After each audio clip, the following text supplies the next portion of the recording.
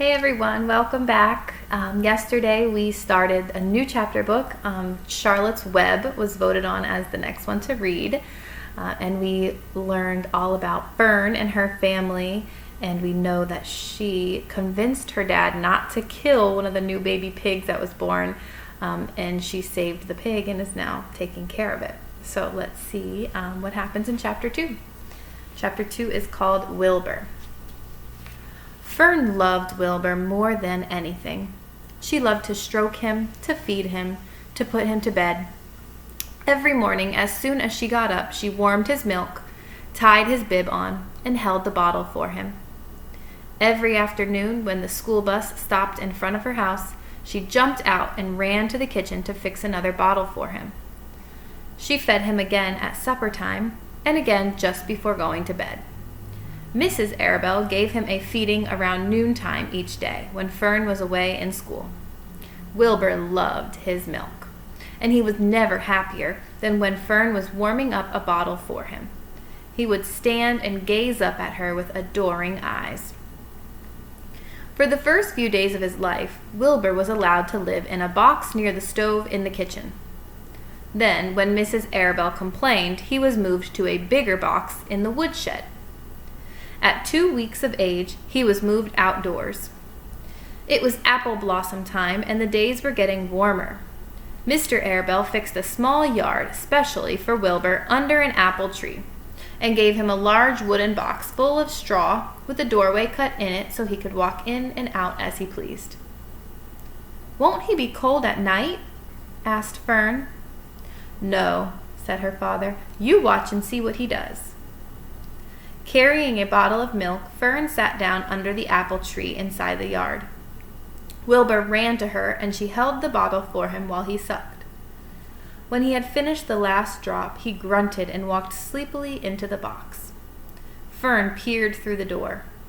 Wilbur was poking the straw with his snout. In a short time, he had dug a tunnel in the straw. He crawled into the tunnel and disappeared from sight, completely covered with straw. Fern was enchanted.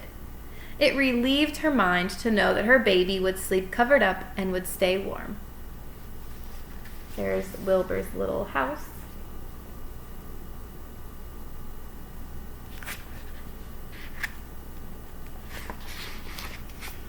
Every morning after breakfast, Wilbur walked out to the road with Fern and waited with her till the bus came. She would wave goodbye to him, and he would stand and watch the bus until it vanished around a turn. While Fern was in school, Wilbur was shut up inside his yard. But as soon as she got home in the afternoon, she would take him out, and he would follow her around the place. If she went into the house, Wilbur went too. If she went upstairs, Wilbur would wait at the bottom step until she came down again. If she took her doll for a walk in the doll carriage, Wilbur followed along. Sometimes on these journeys, Wilbur would get tired, and Fern would pick him up and put him in the carriage alongside the doll. He liked this. And if he was very tired, he would close his eyes and go to sleep under the doll's blanket. He looked cute when his eyes were closed because his lashes were so long. The doll would close her eyes too, and Fern would wheel the carriage very slowly and smoothly so as not to wake her infants. There she is with them in the carriage. Cute. One warm afternoon, Fern and Avery put on bathing suits and went down to the brook for a swim. Wilbur tagged along at Fern's heels. When she waded into the brook, Wilbur waded in with her. He found the water quite cold, too cold for his liking. So while the children swam and played and splashed water at each other, Wilbur amused himself in the mud along the edge of the brook, where it was warm and moist and delightfully sticky and oozy. Every day was a happy day, and every night was peaceful.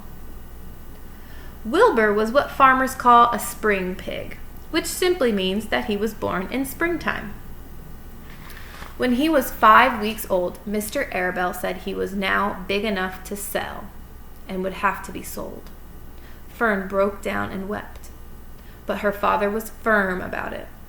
Wilbur's appetite had increased. He He was beginning to eat scraps of food in addition to milk. Mr. Arabelle was not willing to provide for him any longer. He had already sold Wilbur's 10 brothers and sisters. "He's got to go, Fern," he said.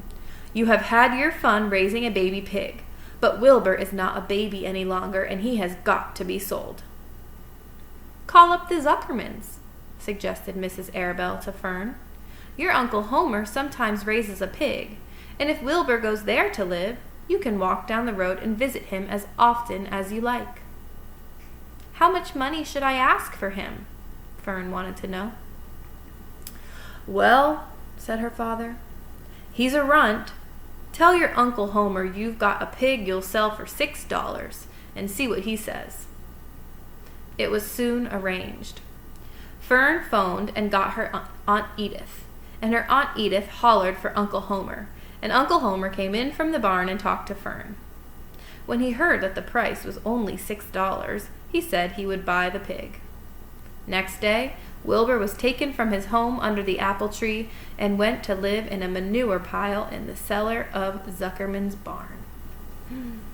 That's the end of chapter 2. So Wilbur's gone already so soon. It's only chapter 2. How could he be gone already?